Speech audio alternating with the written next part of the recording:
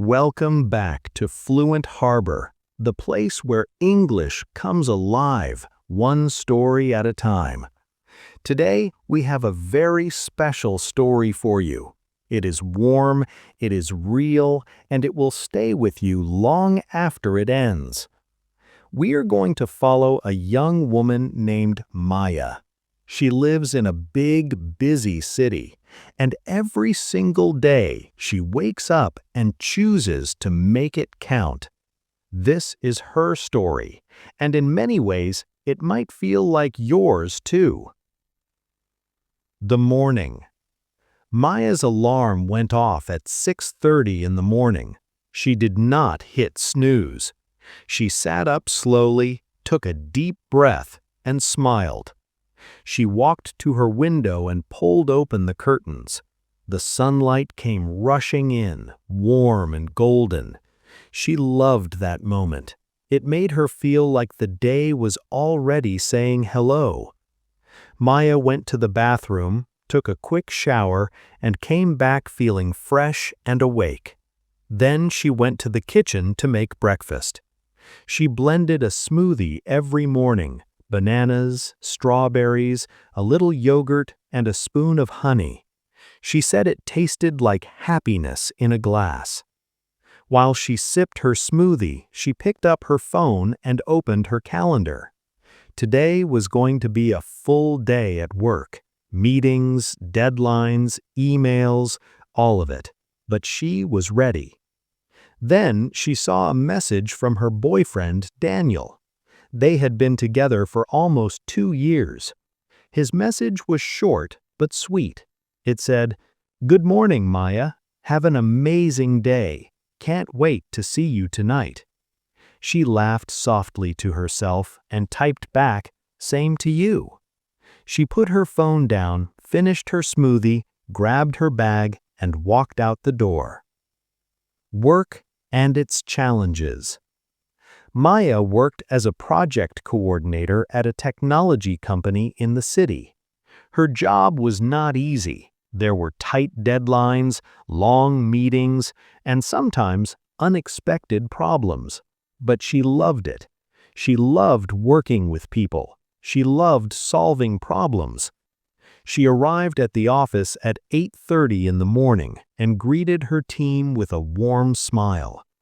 Everyone was working hard. There was a big project deadline coming up soon, and the pressure was real. At 10 in the morning, Maya called a team meeting.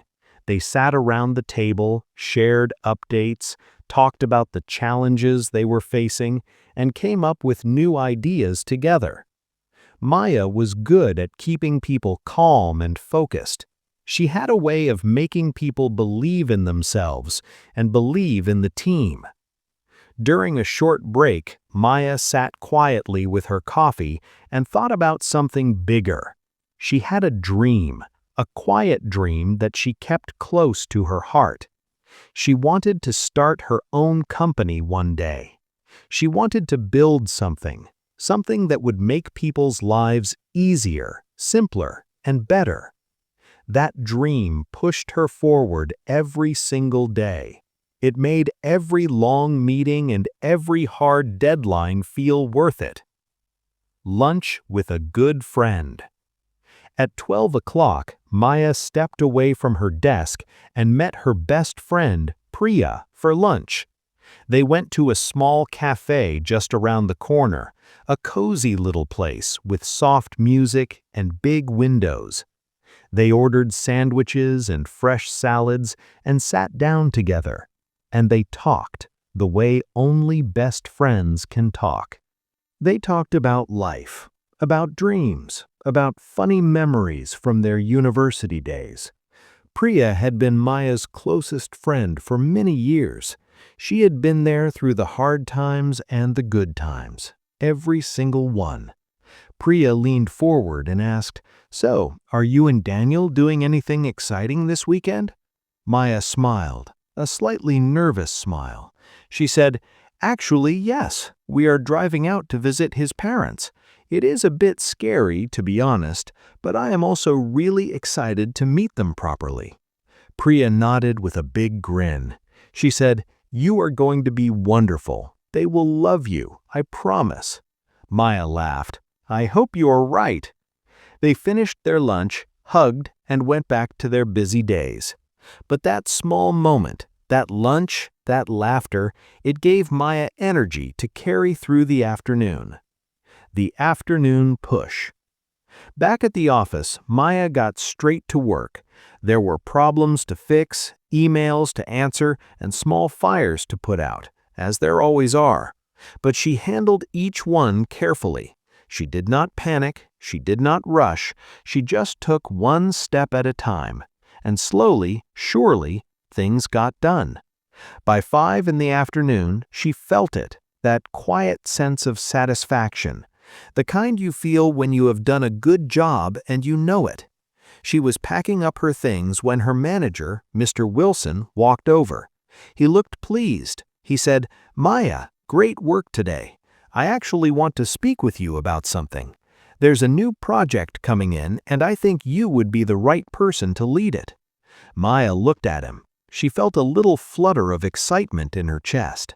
She said, "I would love to hear more." Mr. Wilson explained the project. It was big, it was challenging, and it was exactly the kind of opportunity she had been hoping for. She left the office that evening with a full heart and a mind running with ideas. The evening, her quiet time. After work, Maya decided to do something for herself. She walked to her favorite bookshop, a small, quiet place with warm lighting and books stacked from floor to ceiling. She browsed the shelves slowly. She ran her fingers along the spines of the books, and she found one, a new novel that caught her eye. She bought it and left with a smile on her face. At home, she cooked dinner. She loved cooking. It helped her relax and be creative at the same time. Tonight, she made a simple dish, grilled chicken with roasted vegetables and a light garlic sauce. After dinner, she curled up on her sofa with a blanket, a warm cup of herbal tea, and her new book. The story pulled her in right from the first page. She forgot about deadlines and emails and everything else. It was just her, the story, and the sound of the city humming softly outside. A special evening with Daniel.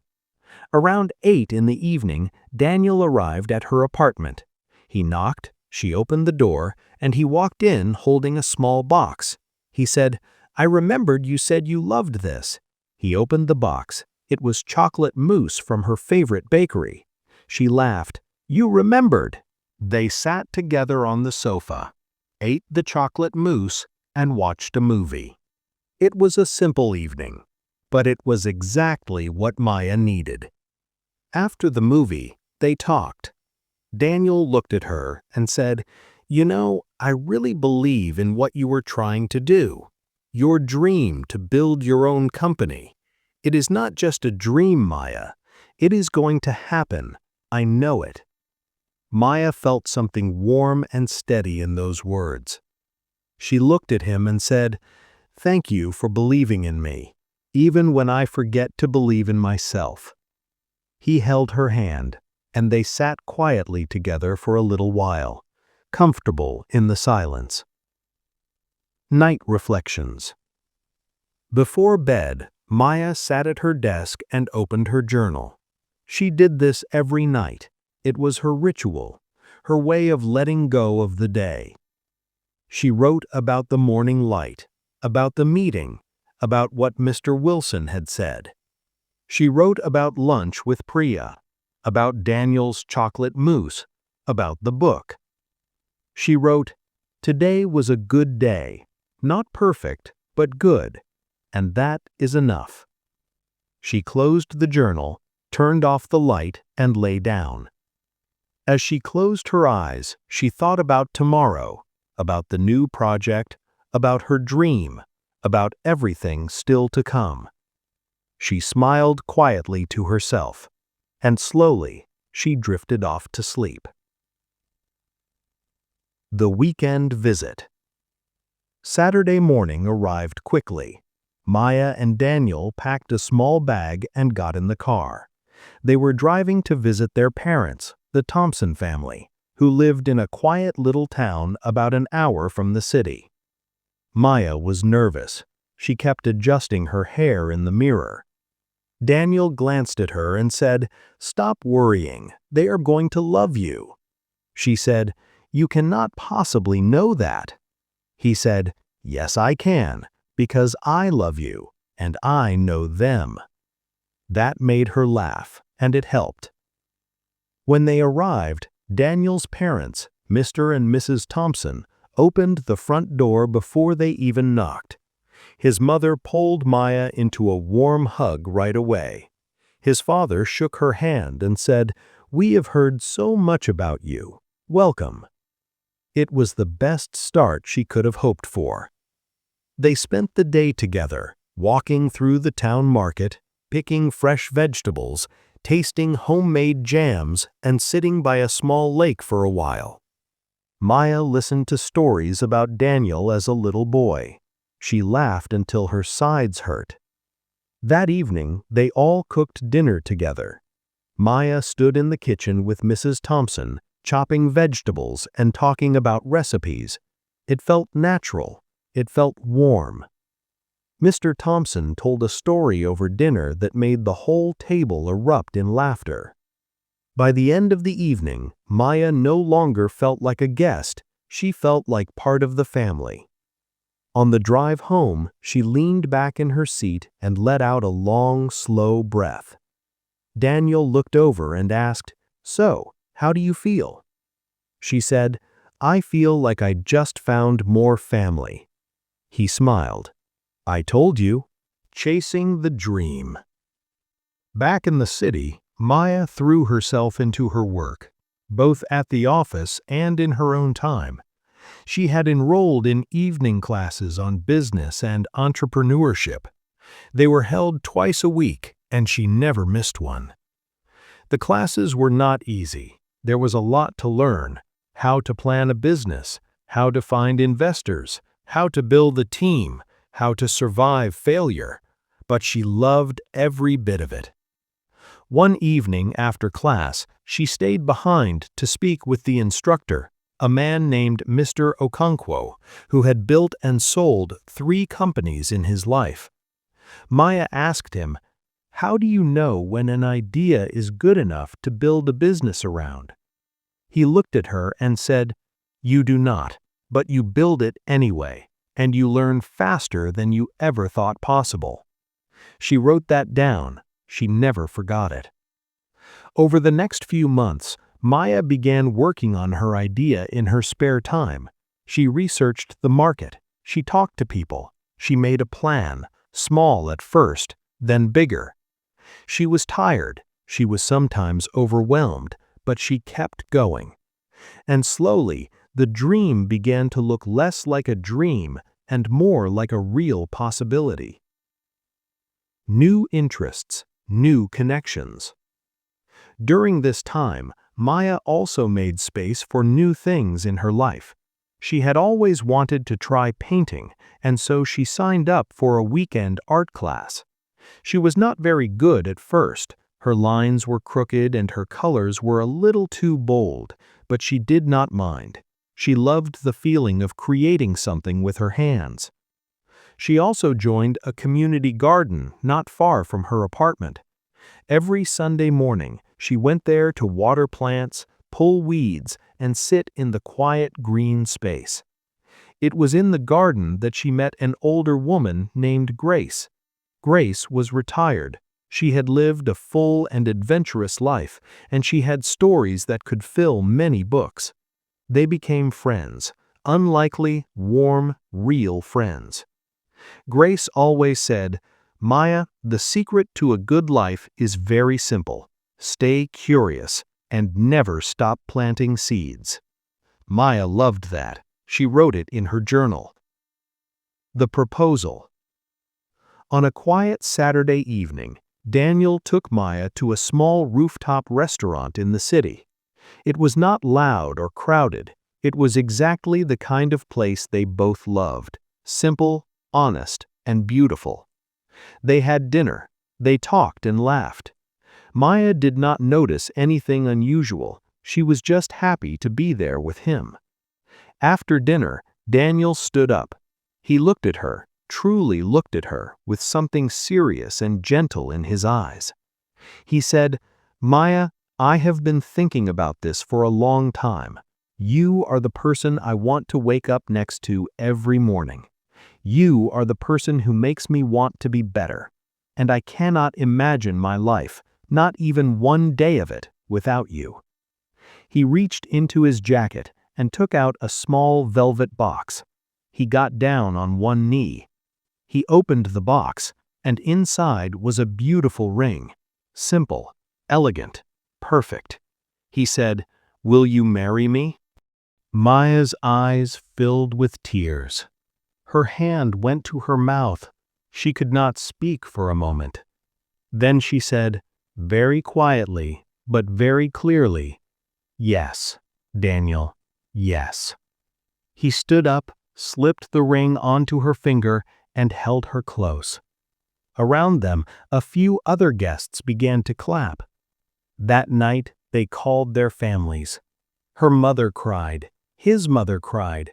Both their fathers tried very hard not to cry. It was one of the best nights of Maya's life.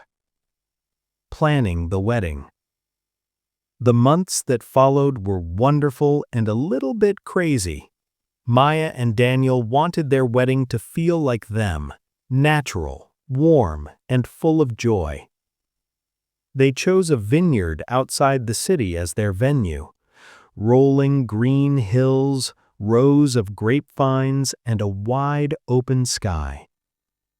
Maya found her dress on the third trip to the shop. The moment she put it on, she knew. She did not need anyone to tell her. She just knew. Priya was her maid of honor, and she showed up for every single step. She was at every appointment, every tasting, every stressful decision, calm, funny, and endlessly helpful. Daniel's mother helped with the decorations. His father organized the transport. It truly felt like a family effort, from both sides. The menu was full of fresh, seasonal ingredients. The wedding cake was decorated with real edible flowers. Everything was chosen with care. Nothing was too much, nothing was too little. The wedding day. The morning of the wedding was clear and calm. The sky was a deep, clean blue. There was a soft breeze, just enough to make everything feel alive. Maya stood in front of the mirror. Priya stood behind her, adjusting the last small details of her dress. She looked at Maya's reflection and said, "You look like the most beautiful person I have ever seen." Maya laughed softly.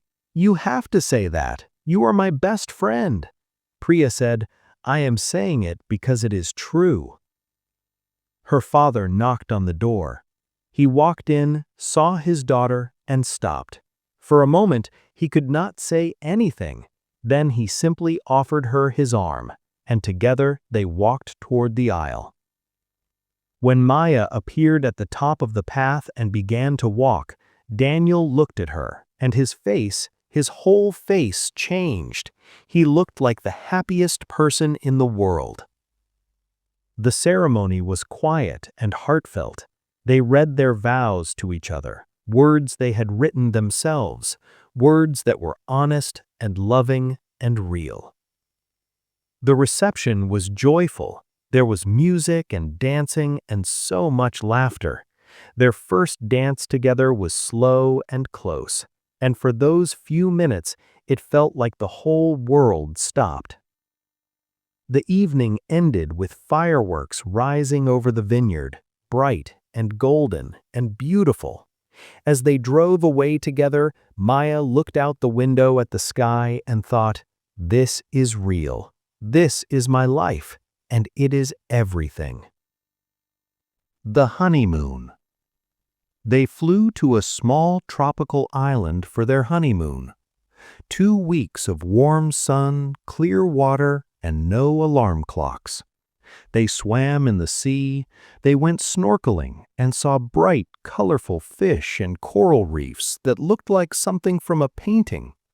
They took a small boat trip to a hidden cove and swam with dolphins, real, wild, playful dolphins. They also explored the island. They walked through the local market, tried the food, learned a few words in the local language, and took a cooking class where they tried, and mostly failed, to make traditional dishes. It was a perfect mix of adventure and rest. And most importantly, they had time, real quiet time, just the two of them. Building a home. When they returned, they began the search for their first home together. After a few weeks, they found one, a house in a quiet neighborhood with a small garden at the back. Maya wanted to plant flowers there. Daniel wanted to grow herbs for cooking, so they did both. They painted the walls themselves. They picked out furniture together, sometimes agreeing, sometimes laughing at how different their taste was. They hung photographs from their travels on the walls. They put their favorite books on the shelves. Slowly, the house became a home. A real home, full of color and warmth and the quiet happiness of two people building a life together. Maya's company grew. Meanwhile, Maya's dream was becoming real. The small idea she had worked on in her spare time had grown into a proper company. She had hired a small, dedicated team, people who believed in the vision and worked with passion. Together, they built products that helped people in their daily lives. Simple tools, smart solutions, things that made hard tasks easier. The company grew. People noticed, slowly, then quickly. Maya was invited to speak at a business conference, then another, then another. She stood at the front of those rooms, sometimes nervous, always honest, and she shared her story. She talked about where she started, about the evening classes, about the setbacks, about the doubt she felt, and the people who helped her push through it. She received an award for innovation at one of those events. She held it and thought of Mr. Okonkwo and his words, "You build it anyway." Giving back. As Maya and Daniel built their lives, they also thought about others. They started a small foundation together, focused on giving children better access to education and technology. They organized fundraising events, donated equipment to schools, and used their own weekends to mentor young students. They created a scholarship program, one that covered full tuition for students studying science and technology. Maya visited schools herself. She sat in small classrooms, looked at young faces, and told her story, simply and honestly. She would say, "I was once sitting exactly where you are sitting. I had a dream that felt too big. I was scared, but I started anyway. And that one decision changed everything." Children listened. Teachers listened. Parents listened. And sometimes she could see it, that small spark in a young person's eyes, the spark of believing. That meant more to her than any award. A new arrival. A few years into their marriage, Maya and Daniel received news that changed everything again. They were going to have a baby. The joy they felt was beyond words. They painted the nursery together, a soft, warm yellow. They read every book they could find on becoming parents. They attended classes. They asked questions. They laughed nervously together at how little they knew. And then, on a quiet Tuesday morning, their daughter was born. They named her Lily. When Maya held Lily for the very first time, she looked down at her tiny face and felt something she had never felt before. a love that was larger than anything she had words for. Daniel stood beside her, his hand on Maya's shoulder, and whispered, "Hello, Lily." Lily's eyes fluttered. She made a small sound, and both of them began to cry, quietly, happily. The beautiful balance. Life with Lily was different, louder, messier, fuller, and so much more beautiful. Maya took some time away from the office to be at home with her daughter. But she stayed connected, checking in with her team, working on ideas, staying close to the things she loved. Daniel was a hands-on father from the very beginning. He got up in the night, he sang silly songs, he pushed the stroller on long morning walks. Together, they made it work. And when the hard days came, when the baby cried and the deadlines piled up and both of them were exhausted, they looked at each other and said, "We are doing our best, and our best is enough." They took Lily to the park on weekends. They read her stories every night before bed. They watched her grow, week by week, step by step, word by word. Each milestone felt like a small miracle. Looking forward. The years continued to move, and Maya, once a young woman waking up alone and making a smoothie and dreaming about something bigger, was now living a life she had once only imagined. She and Daniel talked about the future often. They wanted to travel with Lily, to show her the world, different countries, different languages, different foods and people and ways of living. They wanted to expand the foundation, to help more children, to reach more schools. Maya was also writing, slowly, page by page, a book about her journey, about the hard parts and the beautiful parts, about everything in between. She hoped it would help someone who was standing where she once stood, someone who had a big dream and was afraid to start. A life well lived. One evening, Maya sat in the garden, the one she had planted herself. The flowers were blooming. Daniel was inside, cooking dinner. She could hear Lily laughing at something. She sat quietly and looked around. She thought about all of it. The alarm at 6:30, the smoothies, the meetings, the evening classes, the nervous drive to meet Daniel's parents, the ring, the wedding, the fireworks, the baby, the company, the schools, the scholarship students.